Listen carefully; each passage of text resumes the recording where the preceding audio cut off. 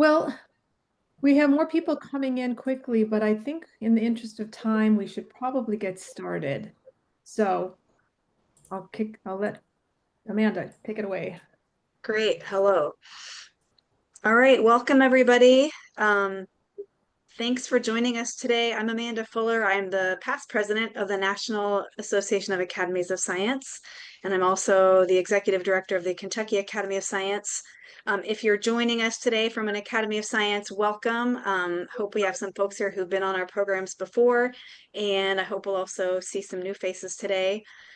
This is part of our series, or it's kind of a bonus session to our normal series of what we call Academy Chats. We do programs every month for leaders of state academies of science. And if you're not one of those people, welcome today. If you are one of those people, I hope you'll tune in to some of our other programs. If you're curious to see what kinds of things we talk about, that is all at our website at academiesofscience.org. If you are joining us, wherever you're joining us from, if you want to rename yourself and put your state in your name, like I just did, we'd love to know where you're joining us from today. Yeah, we've been doing the Academy Chats for a few years now, and we've really done a lot, I think, to build community among leaders of state academies and learn a lot together and build that community so that we can build capacity to do science at the state level. So I know you'll hear more about that in just a second from Donna. I'm going to turn it over to Donna Girardi, who's the president right now of the National Association. Thank you. Thank you, Amanda, and thank you all who have joined so far, and I hope some more will join in a few moments. It's both a pleasure and an honor to introduce to you Dr. Bruce Alberts as our first guest in the National Association of Academies of Sciences Fireside Chat series. And it's a pleasure because I've had the really good fortune to know Bruce for well over 35 years. And it's an honor because throughout that time, I have witnessed his unfailing and creative and generous leadership in so many areas. He's known among his scientific colleagues as a creative force behind the articulation of important research questions related to DNA replication. And I would wager that there are not many molecular or cell biologists out there today who are not deeply familiar with at least one version of his groundbreaking textbooks, Molecular Biology of the Cell or Essential Cell Biology, that were developed with collaborators. Within science education, for well over 35 years, he has been the driving force behind rethinking K-12 science education in ways that include both the wisdom of scientists and teachers. His own wisdom and fingerprints can be found in both the first national science education standards and the next generation science standards. In addition, he has instigated, motivated, led by example, the ways that researchers themselves can and must become more involved in K-12 science education.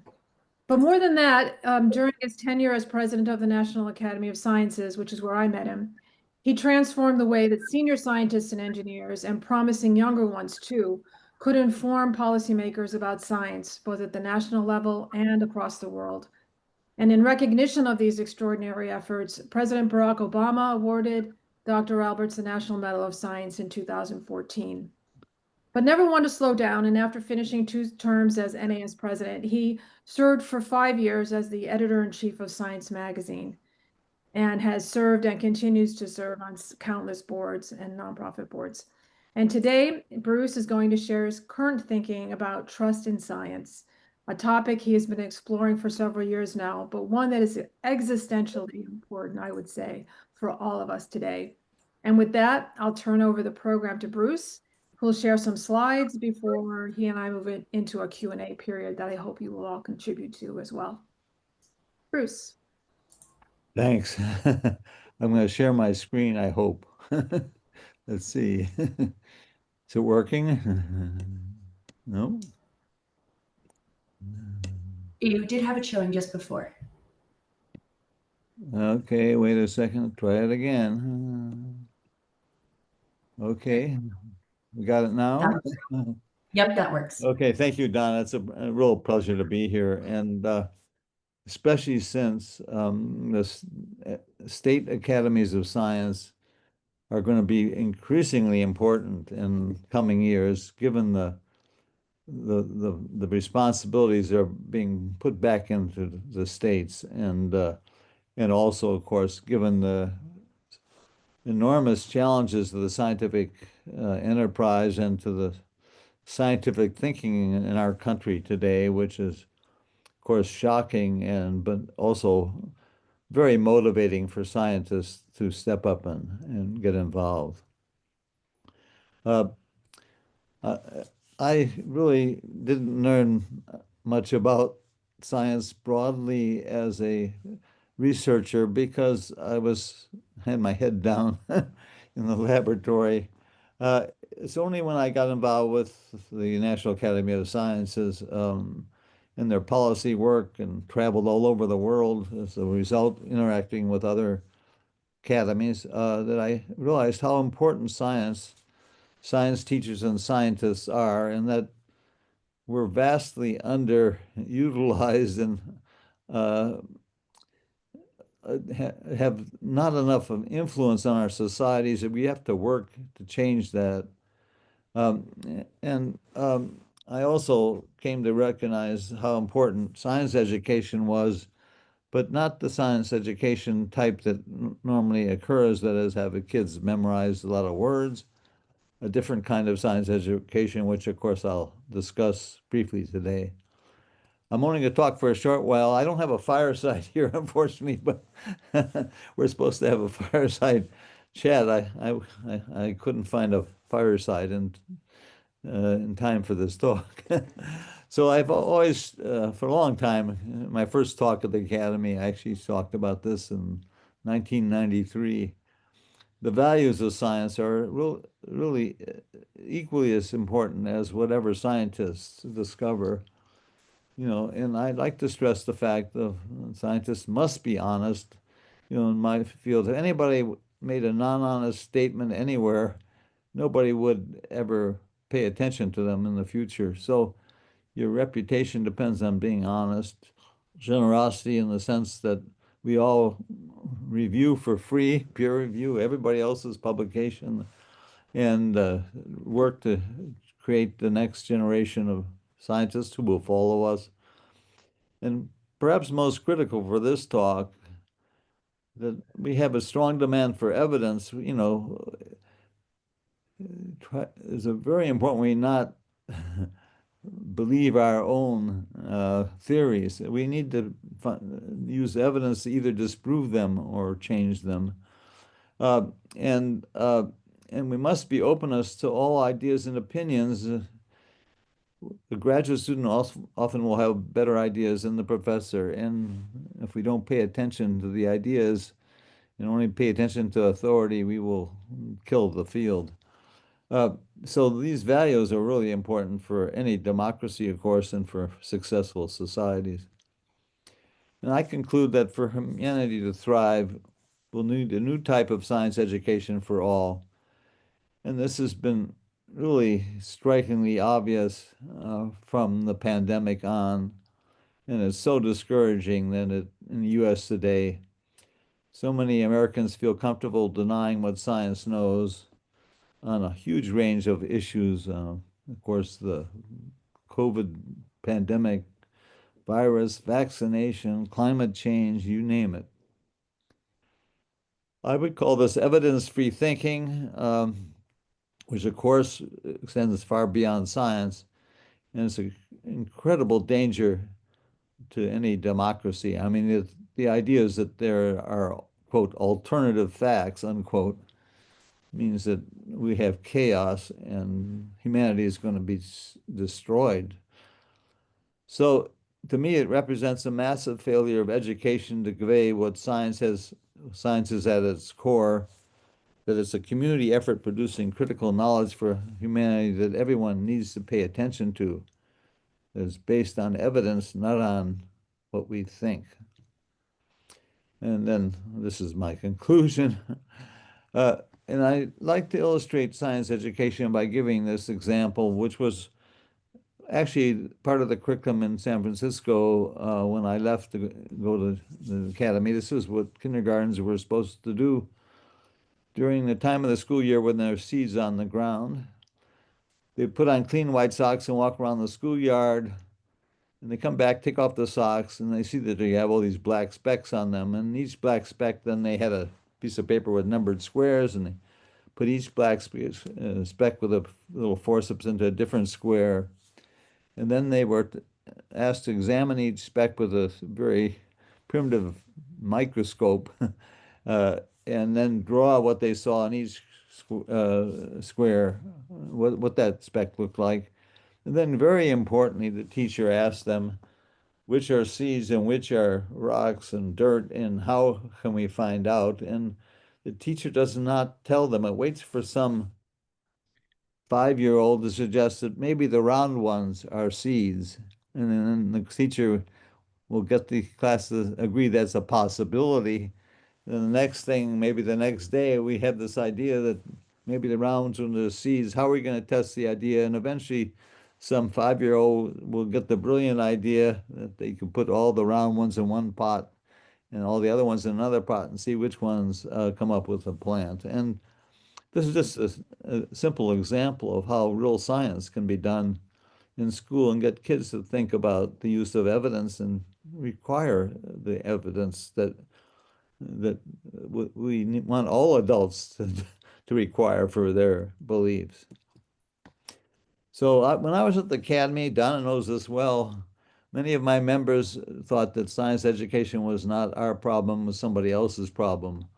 But what I learned from all that 12 years at the academy is really to remove the major barrier to progress. Science education at the college level must change, because what college science is and how it's taught sets the example, has all the prestige, and of course trains the teachers, and it defines what science education is. So if science education is learning all these words, the endoplasmic reticulum is X and the Golgi apparatus is Y, and then spitting that back on some Scantron sheet, first of all, nobody will be interested in science education. I think it's incredibly boring, as happened with some of my grandchildren. And second of all, we will not prepare them as adults or as teachers to teach what we need to have taught. So this is an example. I was a site visitor to the University of Minnesota years ago. I was very impressed. They had an effort to convert all their biology 1 classes, like 3,000 students in groups of about 150. They taught the course 20 times, and all in these flat classrooms where the students were actively solving problems and discussing. And this kind of active learning, I mean, is really effective, we know from research. And this has all been analyzed in a beautiful way by education researcher Mickey Chi, who won the Edan Education Research Prize on the last year when I was on that jury. It's an annual prize of $4 million for scientific research. And she came up with this construct by studying education research quite broadly, what had been learned, called ICAP. And basically, the conclusion is, this is a link here in a Q code, QR code. This is the first time I've used QR codes, thanks to Donna, in my slide, to the video about Mickey Chi's conclusions. The basic idea is that for good actual learning, teachers should challenge students to make producing inferences. That is, to produce outputs that contain ideas that go beyond the information provided to them.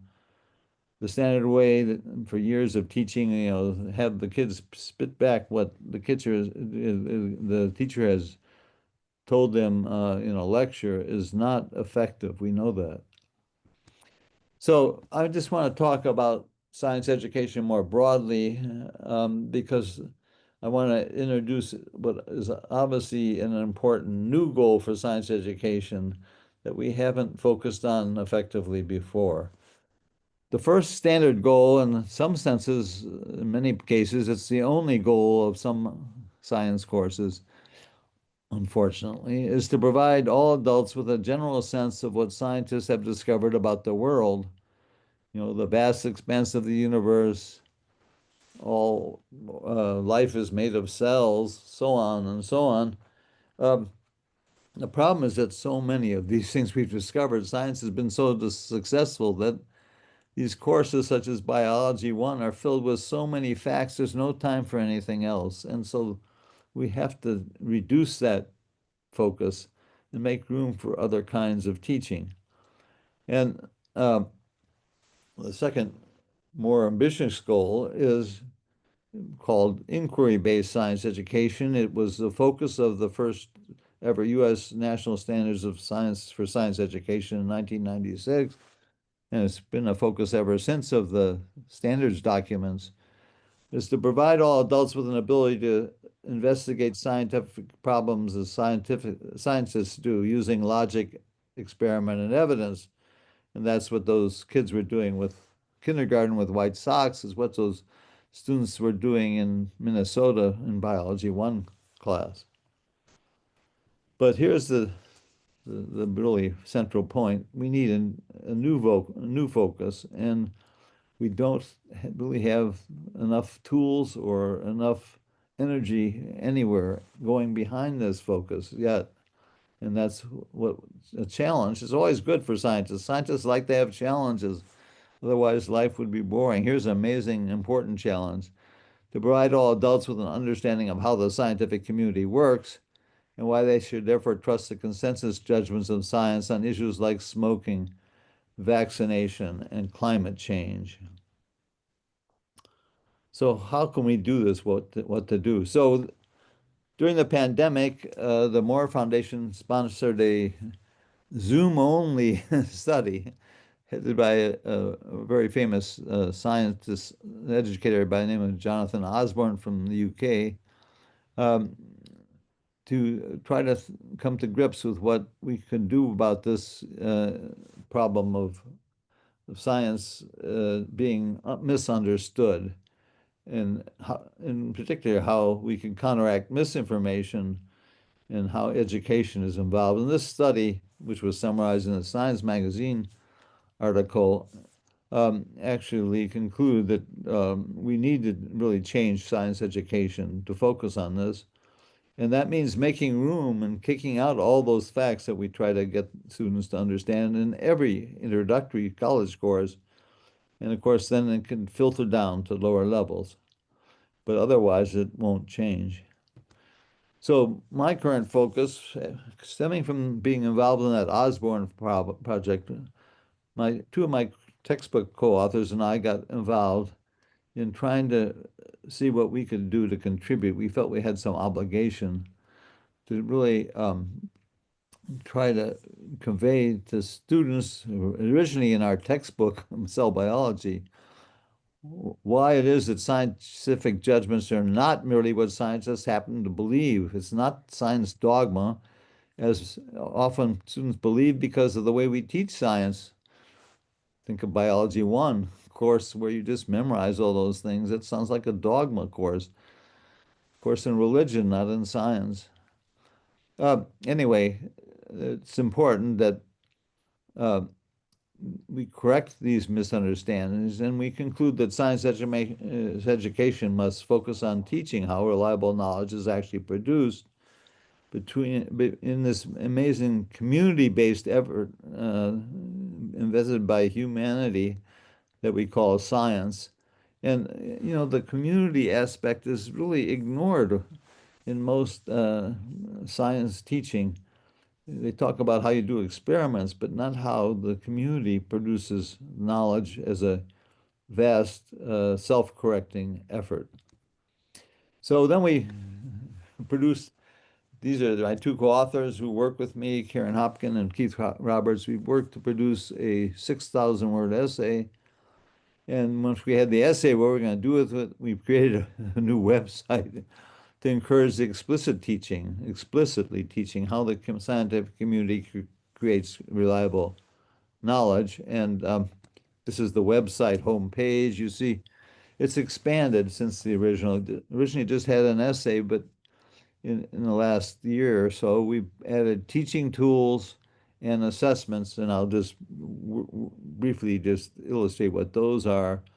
We used a network of colleagues with the help of many others to collect everything that we could find that was free, that already exists, that was teaching scientific thinking and the kind of background information that we thought every student needs to know in order to become an adult that has some real respect for scientific judgments. And this is some of the teaching tools. Each one's got a link, and here's a little Q code that you can use to go to that part of the website. Uh, I'm just going to whiz through two of the teaching tools to give you an example of what they look like. There's an enterprise called the Strategic Education Research Partnership that spun out of the Academy in about 2003 that has produced free middle school science curriculum units, a whole set of them on scientific thinking, and this website obviously introduces them and links to them. That's just one of many things. And here's a resource we found because of the community. Remembered this amazing high school teacher, Larry Flammer, who devoted his life really to producing materials that could be used in high school to teach the nature of science. And this little textbook, Science Surprises, is available on our website. We had to rescue it from the Wayback Machine, but it's a wonderful resource. So then we also later worked on the same thing, collect assessments, because if you don't have good tests, then how do you know whether the students are learning anything? And as you know, in the current system, everything is driven by testing.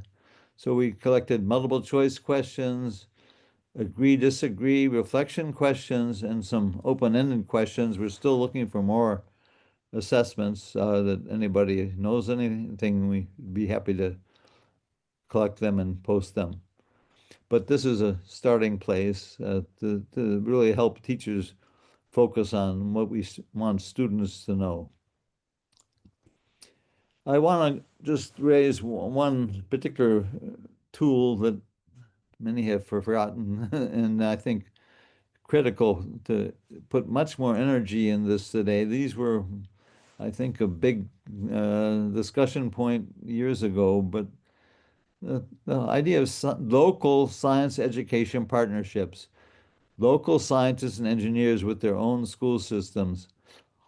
Scientists and engineers are urgently needed to support teachers, and in experience shows that those who do this, connected teachers, learn a lot about their own teaching and get inspired about their own teaching.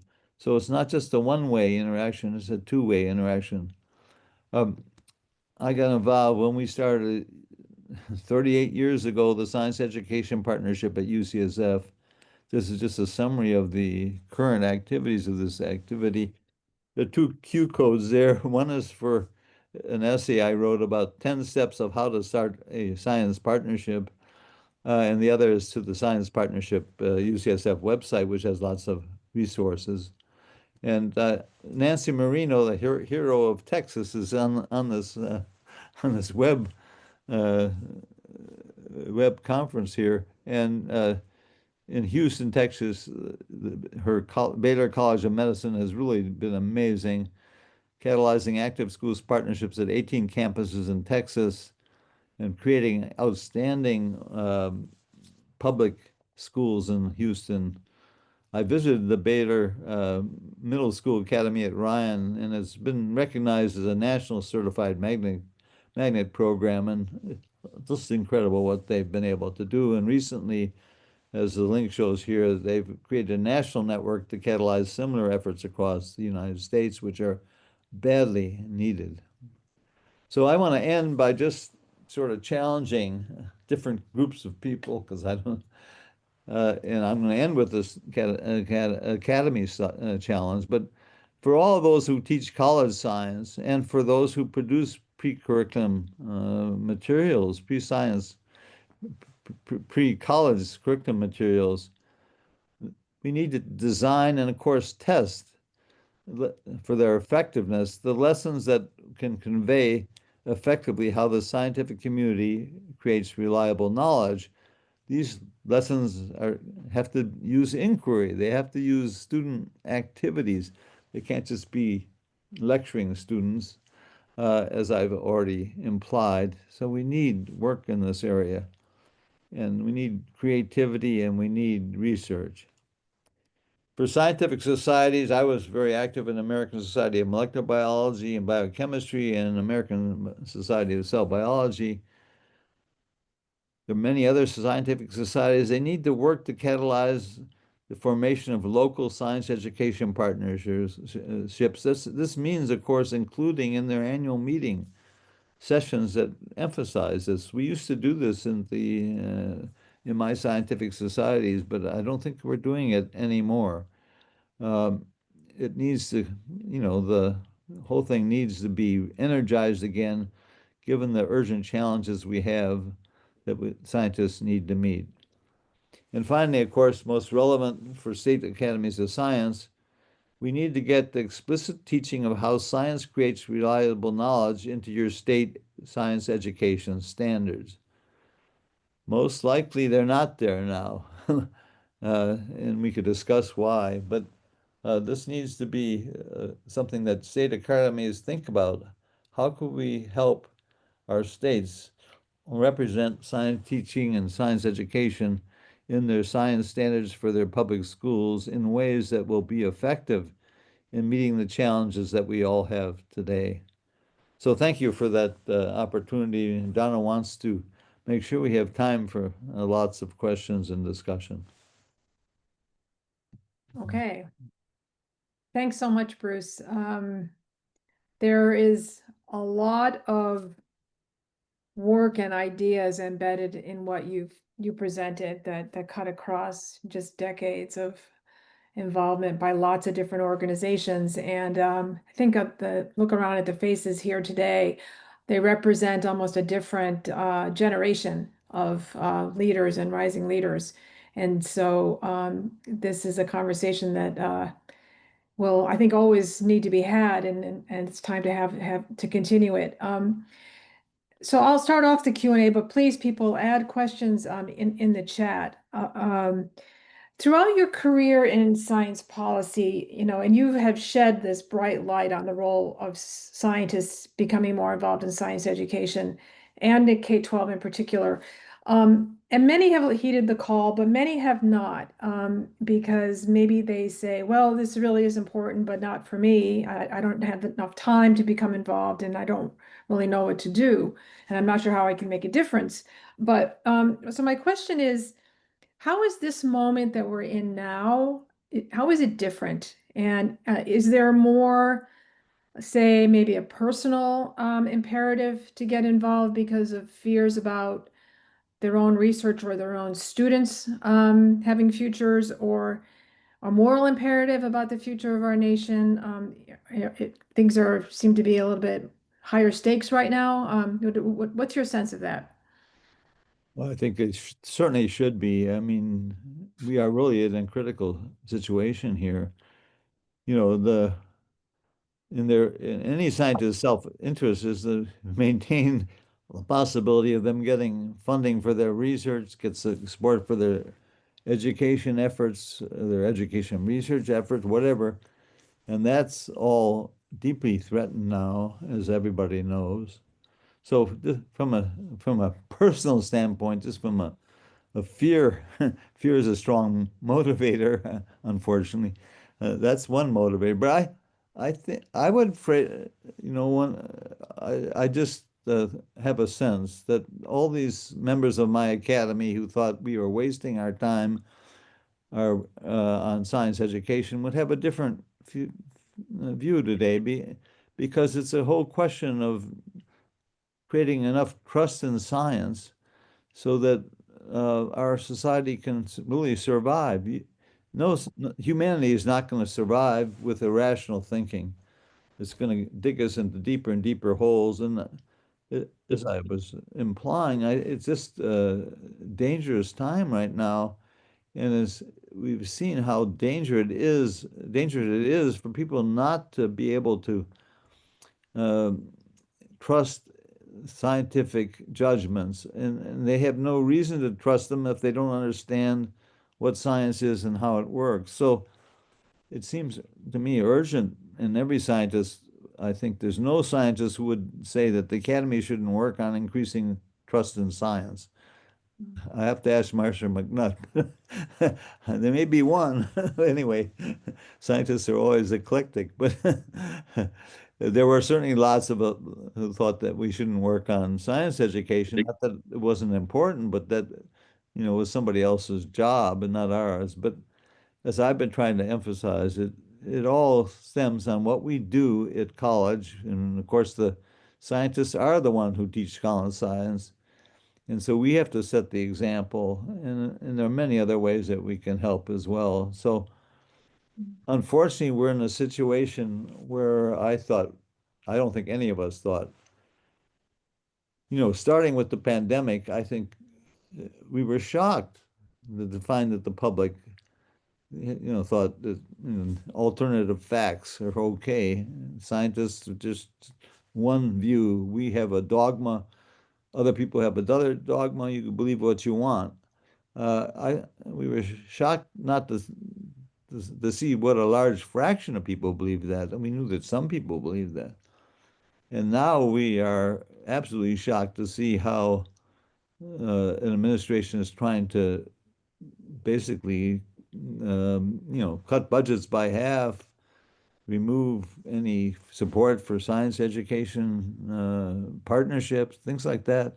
It makes no sense, and of course, it's to the great disadvantage of the future of the United States. But not enough people understand that, and and we need to work to get that across. And so it's a time when I think we can mobilize scientists, and state academies could take advantage of.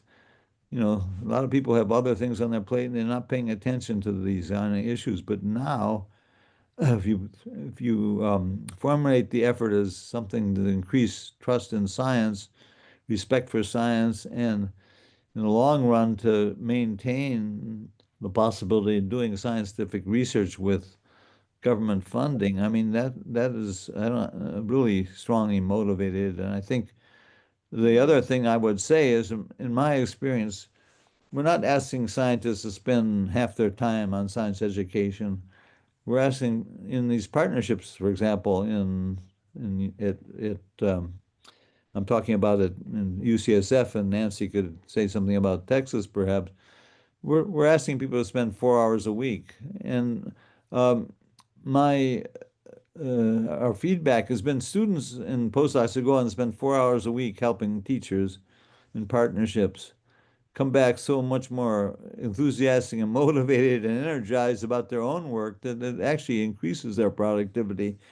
The 4 hours that you spend doing that is inspiring and helps you with your own science, in my experience. So it's really not going to be something that prevents you from doing what you're already doing. I think you'll learn a lot.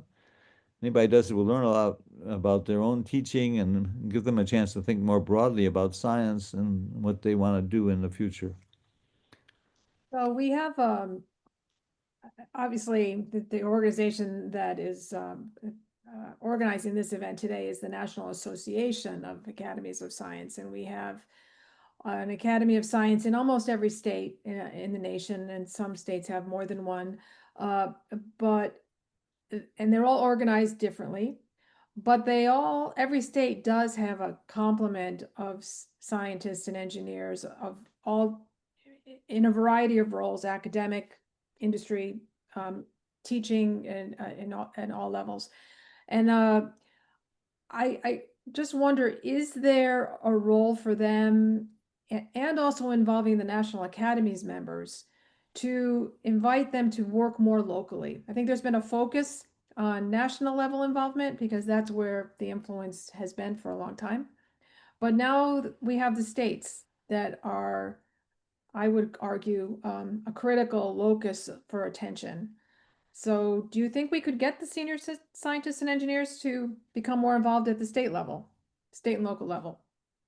I think that's really critical. I mean, as Donna knows well, and I think other people here know as well, there's been a big successful effort in California, now over 10 years old, to get science policy fellowships for scientists and engineers for them to work in the California state legislature, and that was amazing what happened there. You know, California prides itself on being a science and technology powerhouse, but when this started, the legislators really didn't really understand that scientists could be useful.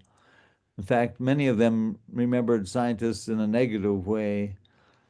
One of the most amazing things when we got these young 10 people a year as staff to the legislature, they completely changed the reputation of science for the legislature. They now saw these people as, you know, human beings like their grandchildren. They're not, you know, some old guy like me, you know, very frightening, reminding them of their chemistry teacher that they didn't understand. And anyway, we need to do that in every state, and with the help of this organization and others, there's now a movement to spread these kinds of fellowship programs to every state. The Moore Foundation is providing some funding, the Gordon Betty Moore Foundation, where I used to be a trustee. And it's all motivated by the fact that more and more things are going to have to be thrust down to the state level. And as they are, the science needs to be respected and used. I mean, the one of the major benefits we've seen from the California program is that the legislature looks for evidence for statements. For people, everybody's always claiming that the new legislation they want is based on evidence and science, but a lot of it's bogus. So the most important thing these young people did was not use their or still are doing is use their expertise to uncover what was actually evidence-based and what was not, and to throw out these bogus and defeat legislation that was just based on special interests. Um, and the other thing that's happened with this program is that about half the people, or more than half of them, have gone on to stay in Sacramento in policy positions or work in NGOs and policy positions across California and elsewhere. And that's been such a powerful effect on that network is very powerful. And again, in reinforcing the insistence on evidence in whatever the state of California does. And I think that if every state could mimic that, it'd be fantastic. This was all inspired, of course, by the AAAS Fellowship in Washington, which when I was in Washington for 12 years, I was so impressed by the young people who were there, many of who had stayed on in policy jobs in Washington, who were former scientists. I could always recognize who they were at any meeting because they just stood out, and it's really understanding how to connect science to government policy. That's such an important point, Bruce. And before I take Dan Pomeroy's question, I would just like everyone on this call who is involved with one of those state level S&T Fellows programs, either by running them or is exploring one in their state, is supporting one as a consultant or an advisor in some way. I think it's probably well over half. If you could just put like a reaction hand up or something. Because I know, otherwise I'll call you out by name. But there are many of you on this call who are part of that kind of new like, yes, here we go. There's like a new generation of Floating balloons. people, lot of younger people who've heard the call and they're really, really stepping up. So it's really, really critical. So, okay, Dan Pomeroy. Hi, sorry, my camera's off. I'm a little under the weather. Um, Yeah, I guess my question is, I agree that like there's utility in scientists being trained to go out and be science educators, and that's really important. But I also wonder to what degree do we really need to make sure, or do we need to add to science education some understanding of the societal relationship between, or the relationship between science and society, and providing scientists skills to actually understand societal perspectives. And the reason, I'll give a very brief example. Like we have research that shows that if you confront somebody with strongly held beliefs by telling them this is what the science says, you're actually going to leave them more entrenched in their beliefs. We know this in climate science and vaccine science. And I think a lot of times it would do, scientists would do well to understand some of the societal concerns.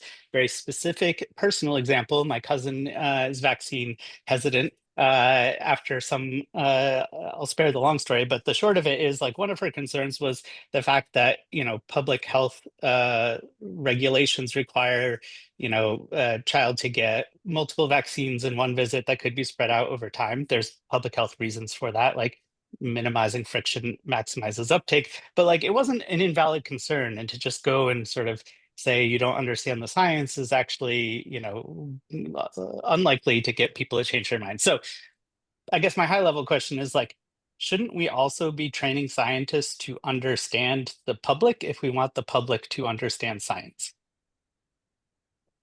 Well, of course. I mean, I think we should, in graduate school, we should focus on providing some real broadening experience for graduate students. Let me just make one point about the science education partnerships. I went over them so quickly that I gave them misconception, I believe.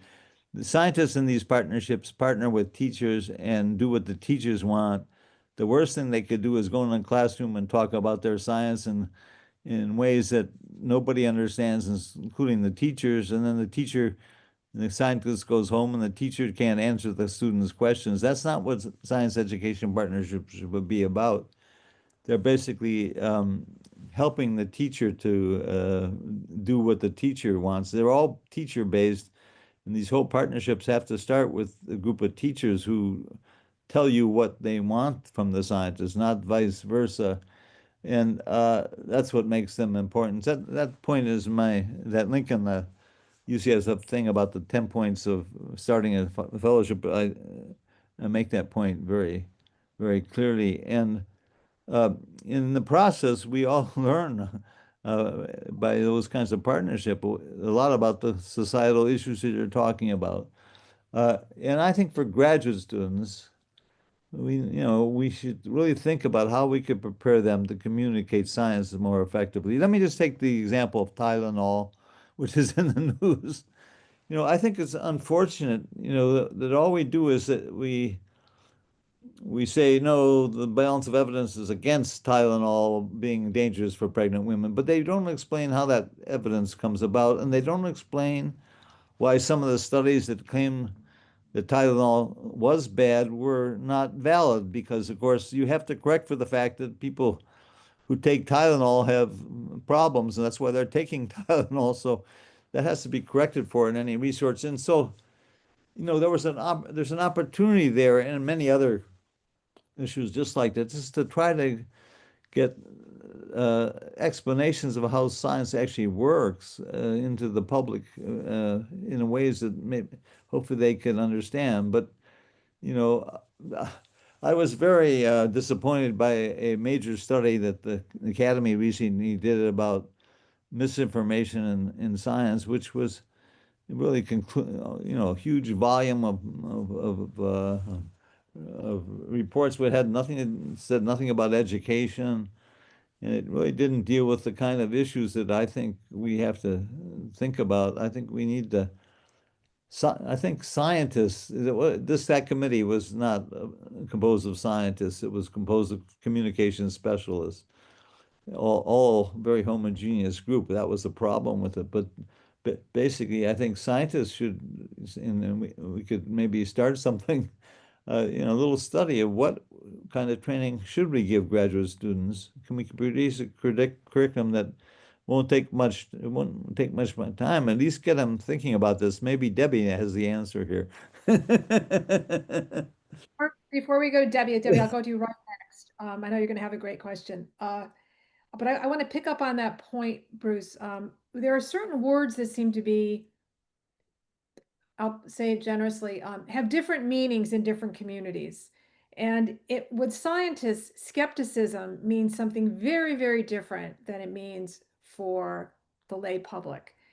And when a scientist is skeptical with his or her colleagues, it's all about proving what the evidence is. Whereas in general parlance, it means I'm skeptical of it has a completely different meaning. So how can scientists get across to the public what they mean by skepticism in the conduct of research? Well, I think it really has to be done in education with students. It's very hard to change adults. There have been studies trying to change adults. Some of you know more about that than I do, but as far as I can see, it's pretty ineffective. You don't have their attention very long in school. You have their attention, and they're in a group and trying to talk and think about things, but you can't do the kind of active learning and discussion that you need to really educate people with individual adults. But I mean, I suppose you could have volunteers who want to work on this. It needs more research, obviously, but we shouldn't stop trying. But I think it's very hard to change adults thinking on, alternative facts is a crazy idea. But and the total distrust of experts is just nuts. But it's a failure of education more deeply. Okay, Debbie Stein. Hi, Bruce. Long time no Hi, see. Debbie. Yeah, great to see you doing so well. And just before I ask my question, I will say I did watch the webinar for the thing that you just mentioned this week about misinformation about science, and I was also disappointed because it just seemed to be like, okay, give us more money, things like that. I think there's a Yeah. lot more going out there on community engagement that is worthwhile pursuing. But the question that I have for you is because this has come up and it made me think of you a lot over the past 6 months or so, is you know, I'm trying to help a lot of people who got laid off, by the federal government that are STEM workers, have a lot of knowledge, find jobs. So a lot of them would be like happy to be teachers, but it's a challenging thing, for them to become like actual teachers in the system, despite the fact that we have a shortage of teachers. So what is your thinking these days about people with STEM backgrounds going into teaching and particularly state policy? I thought that would be relevant for this particular group. I went back and tried to find, like, for example, a list of states that have alternative certifications and things like that. It seems like a lot of those programs have gone away since the last time I looked at the issue. So do you have any thoughts about, STEM people going into the classroom? Well, I'm trying to get all my grandchildren to be teachers. I'm bribing them. If they're a teacher, I give them some money. Uh, I think, first of all, being a teacher in today's schools, public schools, is incredibly difficult. And my grandchildren who did this and are happy that they're now doing it, they started young, and they were totally exhausted for the first 2 years, had to sleep all day Saturday and so on. Uh, and I'm not sure it's something that older people could manage with all their energy, but maybe you could find a private school to start. I mean, that would be easier because the kids are, kick out the kids who don't pay attention. But it's a lot of it's about managing classrooms, and it's exhausting, and you got to be on your toes every day. I don't Teaching is in the kind of teaching my kids are doing now, my grandkids, is much more harder than any job than difficult than any job I ever did. You have to be alert every second on your toes and so on. So, I think there are other things that scientists could do. I think these state policy things, if we could develop more of them, that's a great place for these people. They'd be perfect for that kind of thing. Uh, you know, there are other education roles. Nancy Marino may have some ideas here, but you know, alternate certification is, certainly a good thing to have in a state, but it's doesn't get around the problem that you're going to be if you're already 50 years old, it's really difficult to handle the energy level that you need in most schools. But maybe, obviously they could teach in some schools that are not so difficult. In many ways, in the teaching are in private schools where you don't need all these credentials, and you could start that way. Other people may have other ideas, but of course, we need many more talented people in science teaching. Okay, great, thanks. Okay. Do we have some other questions? Oh, Nancy, you're back. Bruce referenced you about a few minutes ago. But I just wanted to ask, just comment on one thing that you said early on, Bruce, in your remarks about the three values of science that you espouse and have talked about really throughout your career, and about honesty, generosity, and a strong demand for evidence, with openness to all ideas and opinions, irrespective of their source. And I just want to thank you for doing that, because I know that those comments had a big influence on the people you've worked with over the years, because first of all, they're so true, but they're also so generous in spirit, in allowing all voices to be heard. And I think generations of people who've worked with you have learned a lot from that and from your example. So I just wanted to say that before we end today. So Nancy, Bruce had a question about having scientists and engineers become more involved in local activities in ways that tap into their specific talents, and parenthetically, without exhausting them because of the challenges of working in classrooms today. So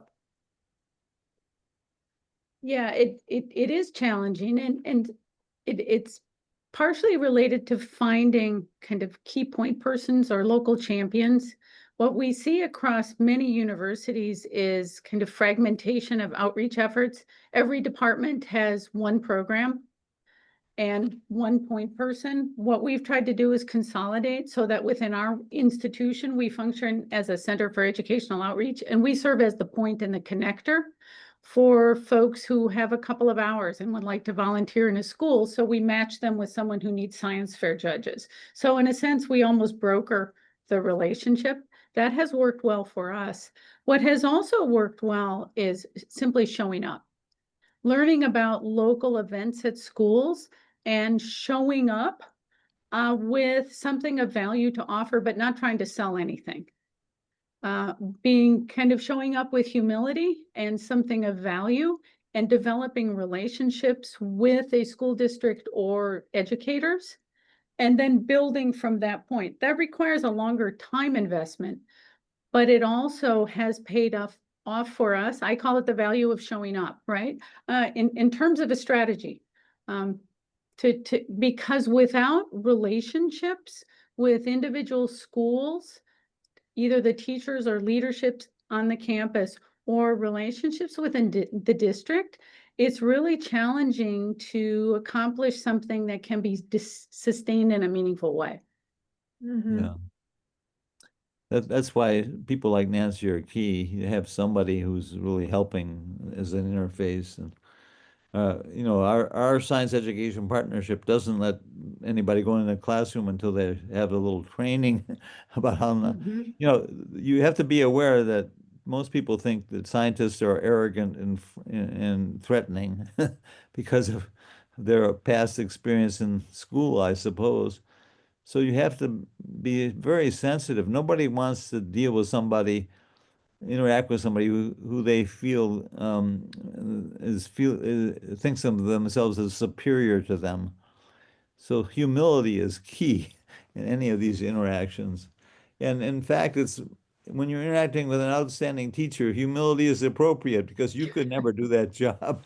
It's incredibly difficult. So the respect we give the teachers is critically important, and that's one of the benefits from partnerships is everybody learns that these teachers are real heroes in their public schools. That comment was also reinforced with several of the comments in the chat as well. Seems to be a common thread here, and it makes me wonder to my colleagues from the other academies whether or not this might be a topic for a future academy chat where we have examples from places that we've heard of today coming in and talking about these essential kind of ground truthing skills that are needed in order to have any programs be successful. So just keep that in mind, and then maybe invite some of you to come back in and be speakers for another chat down the road. Okay, any other specific questions? If not, I would like to do a couple of things. One is, first of all, to thank, question from Cynthia? Is there a question from Cynthia? No, I was just liking Dan's comment, highlighting the initiative that he leads. Hi, Bruce. It's good to see you. That's great. Old home week for some of us. So first, I'd like to thank the Gordon and Betty Moore Foundation that gave this association a grant to explore with our state academies ways that they can become more proactive and more informed about becoming involved in state level science and policy activities. So we really want to thank them. We wouldn't really be able to do this without them. And then finally, thank you all for coming. I appreciate you being here, and please stay engaged with the NAS. And then finally, thank you, Bruce Alberts, for spending time with us and giving us some provocative things to talk about, and not just talk about and think about, but actually do as we move forward. Thanks, These are Donna. challenging times, and I wouldn't be I had just have to say, people who know me know this already, but states are where the action is, especially moving forward.